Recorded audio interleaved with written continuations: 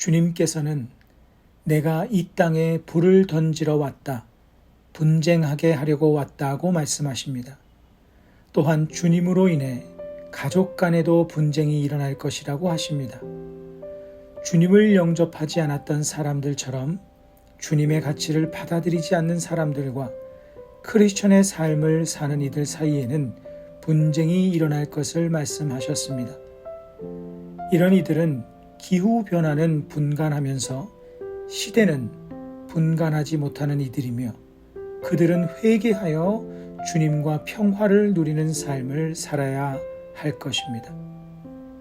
예수님의 말씀을 들으면 상당히 전투적인 느낌을 받게 됩니다. 우리가 아는 예수님의 모습과 사뭇 다르지 않나 싶을 수 있습니다. 그런데 이 말씀을 깊이 생각하면 할수록 떠오르는 이미지가 있습니다. 그것은 자녀에게 회초리를 드는 부모님의 이미지입니다. 이 세상에 있는 건강한 부모 중 어느 누구도 자녀를 때리는 것을 좋아하는 부모는 없습니다. 누군가 자기 자녀에게 조금의 아픔이라도 주려 하면 당장 달려가서 아이를 보호하는 것이 부모입니다. 그런데 그런 부모님도 자녀를 무섭게 혼낼 때가 있습니다.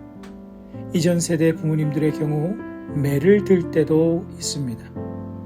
생명보다 사랑하는 자녀를 왜 혼을 내고 왜 매를 들까요? 생명보다 사랑하기 때문입니다. 자녀를 생명보다 사랑하는 부모는 무섭게 꾸짖어서라도 자녀 안에 자리 잡은 게으름과 나태함, 불성실함, 안이함, 악한 생각 등 잘못된 정신을 내쫓아 주기를 원합니다.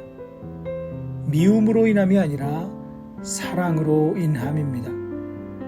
부모님은 그때만큼은 자녀들에게 트러블 메이커가 되는 것입니다. 본문에서 우리를 향한 예수님의 마음도 마찬가지입니다. 예수님을 모시며 사는 크리스천이 예수님을 모르는 넌 크리스천 가정에서의 모습이 이와 같을 것이라고 말씀하십니다.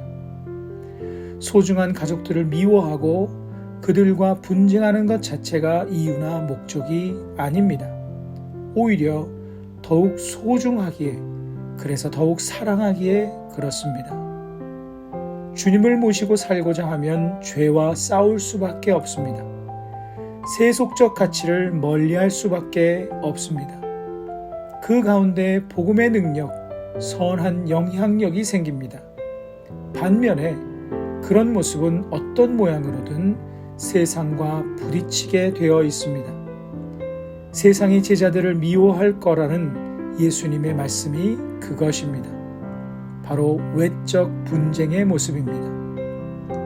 또한 주님을 모시고 삶으로 인해 양심, 선행, 섬김 등의 가치를 따라 살다 보면 손해나 불편함 등이 따라올 수 있습니다. 내적 분쟁의 모습입니다. 주님을 성실히 섬기며 모시고 살아가려는 이들은 어떤 모양이든 트러블 메이커가 될 수밖에 없습니다. 그 안에 거룩하신 주님께서 거하시기 때문입니다. 주님을 모시고 산다 하면서 내적 분쟁도 외적인 거룩한 분쟁도 우리의 삶에 이루어지고 있지 않다면 내 삶의 주인이 정말 주님이신지 우리는 자신을 살펴보아야 합니다. 이런 거룩한 트러블 메이커로의 삶은 결국 우리가 이 땅에서 피스메이커가 되기 위함입니다. 내적 트러블은 주님께 내 삶을 온전히 복종시켜 주님께서 주시는 참 평화를 얻기 위함이요, 외적 트러블은 복음의 선한 영향력을 끼치고 결국 주님을 알지 못하는 이들이 회개함으로 주님께로 돌아와 주님과의 평화, 즉 하나님의 자녀가 되는 귀한 일들을 이루기 위함입니다. 궁극적으로 크리스천은 이 땅에 참 주님의 평화를 선포하는, 주님과의 평화를 이루고 확장해가는 피스메이커의 역할을 하며 살아가는 사람들입니다. 우리는 우리 자신이 먼저 우리 안에 주님을 모시고 순종하는 사람이 됨으로써 트러블 메이커를 넘어 피스 메이커가 되어야 할 것입니다. 오늘 말씀을 기억하시며 기도하는 시간을 가지십니다.